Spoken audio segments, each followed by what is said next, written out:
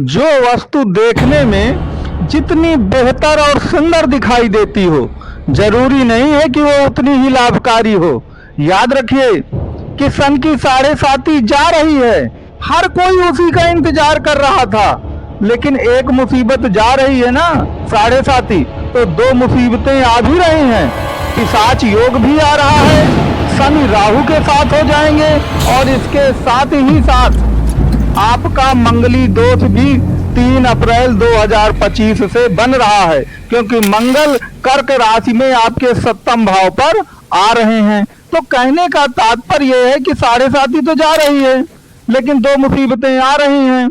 तो अब उन सपनों का क्या होगा, जो सपने आपने सजा रखे थे कि जमीन से आसमान तक विजय श्री होगी आपकी, लेकिन वह विजय श्री पर कुल मिलाकर 2 ये जो मुसीबतें आ गई हैं वह दाग लगा रही हैं। तो आखिरकार कैसे हमारी सभी मनोकामनाएं पूर्ण होंगी, हमारा आसमान से धरती तक विजय श्री होगा और हमारी सभी मुरादें पूरी होंगी। तो आखिरकार ये सब कैसे होगा, उसके लिए केवल आपको ये वीडियो अंत तक आप देखते रहिए, तो आपको ये पता चल जाएगा कि वास्तव में आपकी उम्मीदें पूरी होंगी कि नहीं होंगी। तो बंधुओं, यहाँ पर एक बात हमेशा याद रखिए, जिसको आप हमेशा भूल जाते हैं। आपको लगता है कि गोचर में जो दोष बन गया बस वह हमारे जीवन को प्रभावित करके रहेगा, लेकिन ऐसा नहीं होता।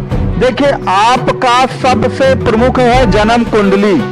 अगर आपकी जो जन्म कुंडली है उसमें दशा और महादशा बेहतर चल रही हैं, और आपकी जन्म कुंडली में अगर पिशाच योग नहीं बना है, मतलब कहने का कि शनि और राहु एक साथ नहीं है, आपकी कुंडली में मंगल दोष नहीं है, मंगल आपकी कुंडली में नीच का नहीं है, तो मान करके चलिए कि यह सब दोष फिर आपको नहीं लगेंगे।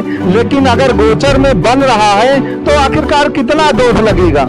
तो अगर कोई भी दोष गोचर में बन रहा है, तो मैं पहले भी आपको बता चुका हूं कि वह केवल और केवल ज्यादा से ज्यादा 25% आपके जीवन पर असर डालेगा। 75% जो है वह आपकी मूल जन्म कुंडली पर यह डिपेंड करता है कि मूल जन्म कुंडली की स्थिति क्या है। नंबर 1। दूसरा एक रूल और याद रखिए कि कोई भी जन्म कुंडली पर कोई भी दोष तभी हावी होते हैं जब कुंडली में लग्न का स्वामी लग्नेश जो है, या तो वो नीच का हो, या तो वो 6, 8, 12 में चला गया हो, या वो डिग्री वाइज बहुत ही कम डिग्री या बहुत ज्यादा डिग्रियों में हो। याद रखिएगा, अगर आपकी कुंडली में आपके लग्न का स्वामी, जिसे लग्नेश कहते हैं, अगर वह कुंडली में बेहतर स्थिति में है, तो याद रखिएगा, चाहे कुंडली में जितने दोष बनते हो, चाहे आपके गोचर में चाहे जितने दोष बनते हो, सभी दोष याद रखिएगा कुल मिलाकर आप पर बहुत ज्यादा इफेक्ट नहीं डालेंगे। तो आप 2 मूल कॉन्सेप्ट को याद रखिए। पहली मूल कॉन्सेप्ट कि गोचर का जो असर है वह आप पर केवल और केवल 25% ही पड़ता है। तो यदि पिशाच योग बन भी रहा है 29 मार्च 2025 से, और मंगल दोष भी आपका 3 अप्रैल 2025 से बनेगा, क्योंकि मंगल नीच के हो जाएंगे और आप कर्क राशि में आ जाएंगे आपके 7वें भाव पर।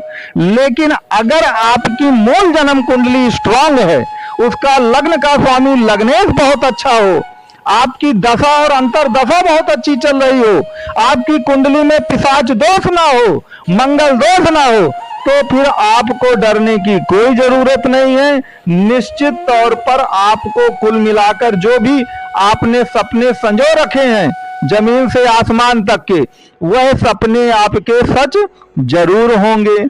यहाँ पर एक बात और याद रखिए आप कि देखिए, हर राशि का अपना एक नेचर है।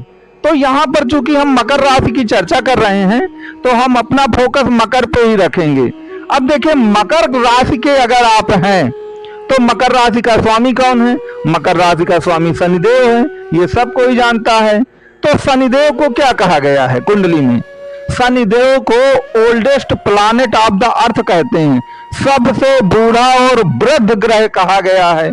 तो बस यहीं से समझ लीजिए कि अगर आप मकर राशि के हैं तो आपको बूढ़े और बुजुर्गों का सम्मान जरूर देना है। अगर आप बूढ़े और बुजुर्ग लोगों को सम्मान देते रहेंगे ना तो याद रखिए फिर आपको कोई दिक्कत नहीं आएगी।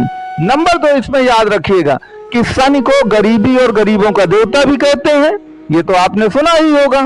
तो गरीबों का सम्मान, जो कमजोर लोग हैं उनकी मदद, उनका सम्मान अगर आप करेंगे तब भी आपको किसी तरह का कोई दोष नहीं लगेगा।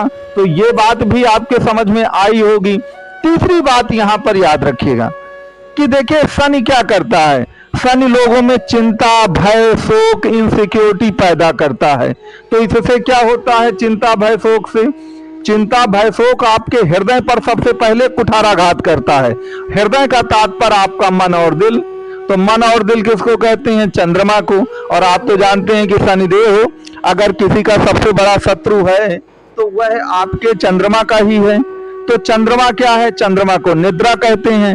तो अगर आप समय पर सोते हैं और समय पर जग जाते हैं, समय पर सोना और समय पर उठ जाना रात्रि के समय, तो याद रखिएगा आपको ये पिशाच दोष है और ये जो आपका मंगली दोष आ रहा है, ये दोनों दोष आपको इफेक्ट नहीं करेंगे।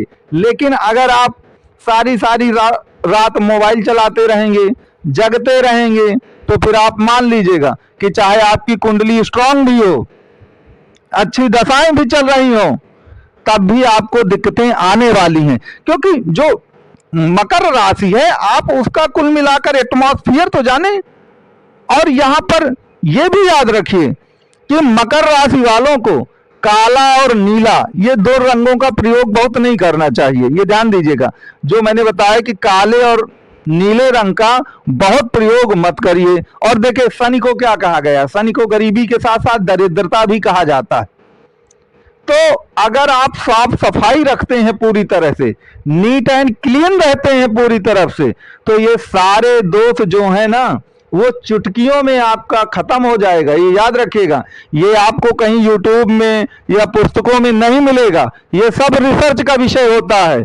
तो जो मैंने आपको उपाय बताए हैं, इन उपायों को आप करेंगे तो निश्चित तौर पर आपको कोई दिक्कत नहीं होगी। भले ही आप यूट्यूब पे देखेंगे अब कि भाई पिशाच योग आ रहा है, तो पिशाच दोष आ रहा है तो आपके साथ ये हो जाएगा, वो हो जाएगा, ये तो मंगल दोष हो गया है, तो मंगल दोष हो गया है तो पत्नी से गड़बड़ हो जाएगा, पत्नी के साथ तलाक हो जाएगा, डाइवोर्स पे मामला चला जाएगा, लिटिगेशन पे। ऐसा कुछ भी आपके साथ नहीं होगा। जो मैंने उपाय बताए आप उन उपायों को करिए, निश्चित तौर पर आपका ये जो 2025 का वर्ष है अप्रैल से, ये गोल्डन ईयर साबित होगा और आपके सारे सपने पूरे जरूर होंगे। धन्यवाद।